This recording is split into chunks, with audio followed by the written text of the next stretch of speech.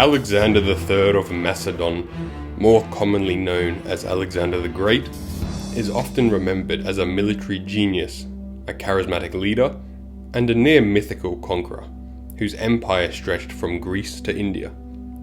Yet beneath the grandeur of his military campaigns and his legendary status lies a complex and fascinating philosophical outlook. Though not a philosopher in the traditional sense, like Socrates, Plato, or his own tutor Aristotle, Alexander's actions and decisions reveal a coherent, if evolving, worldview. His life embodied a unique fusion of Greek philosophical ideals and a visionary approach to universalism and cultural integration.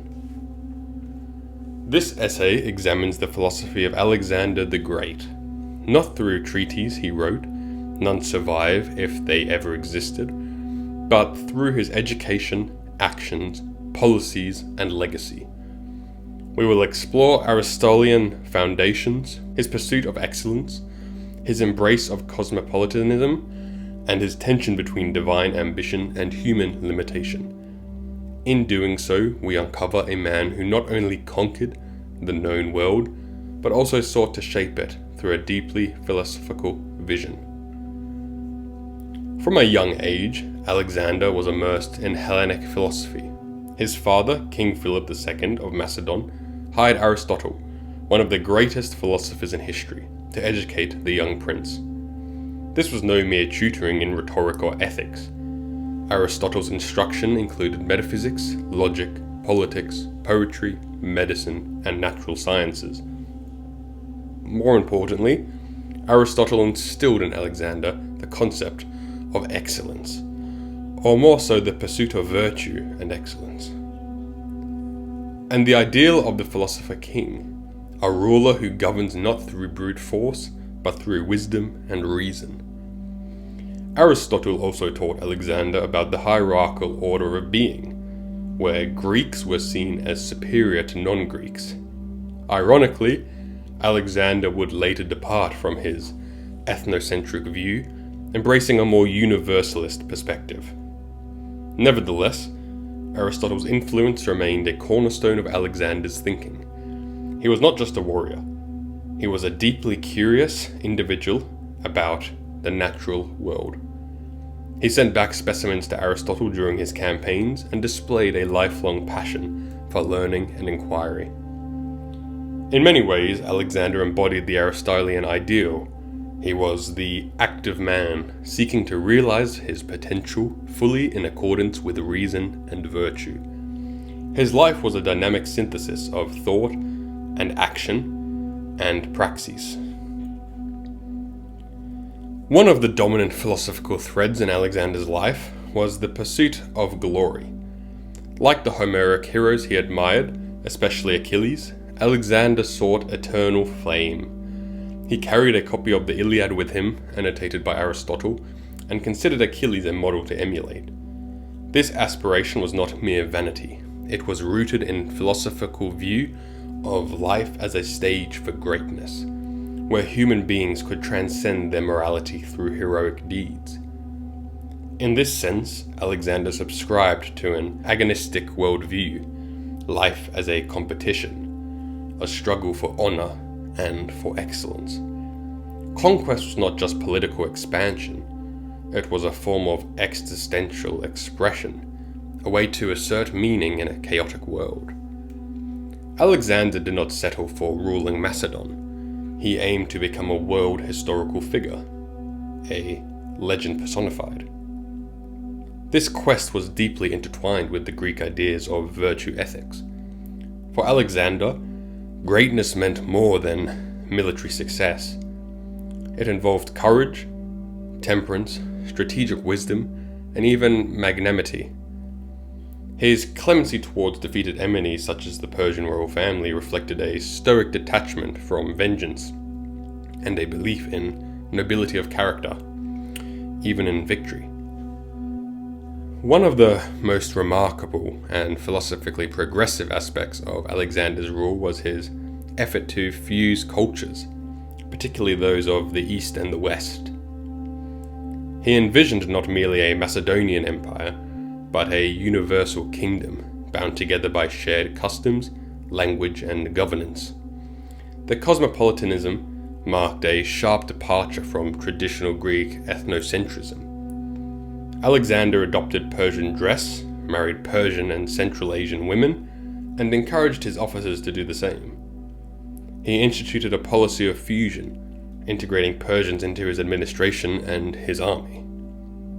At the mass wedding at Susa, he orchestrated the marriage of thousands of Macedonian soldiers to local women, to create a new ruling class drawn from multiple ethnicities. His vision aligned with a proto-Stoic idea of the brotherhood of man, later expressed more explicitly by thinkers like Zeno of Citium, who posited that all humans are citizens of the cosmos. Alexander anticipated this view by seeking to transcend tribal, ethnic, and national divisions in favor of a shared political identity.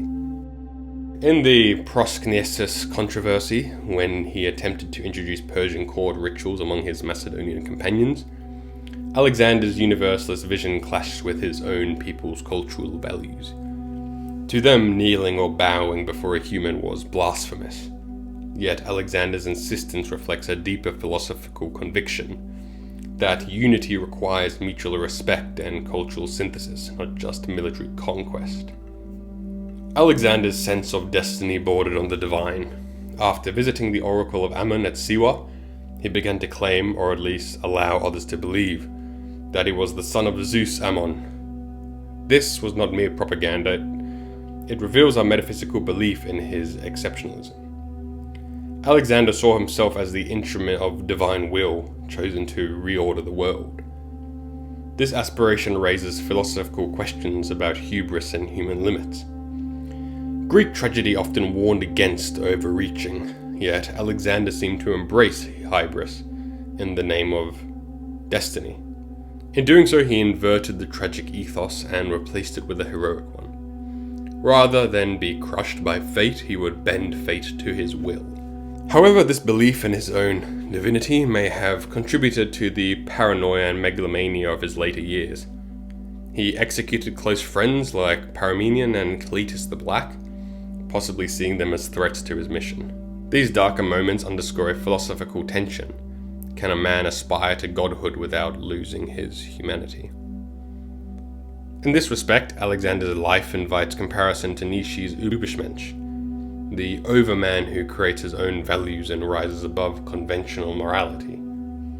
Nietzsche admired Alexander as one of the few individuals in history who truly embodied the will to power, not as domination, but as creative transformation.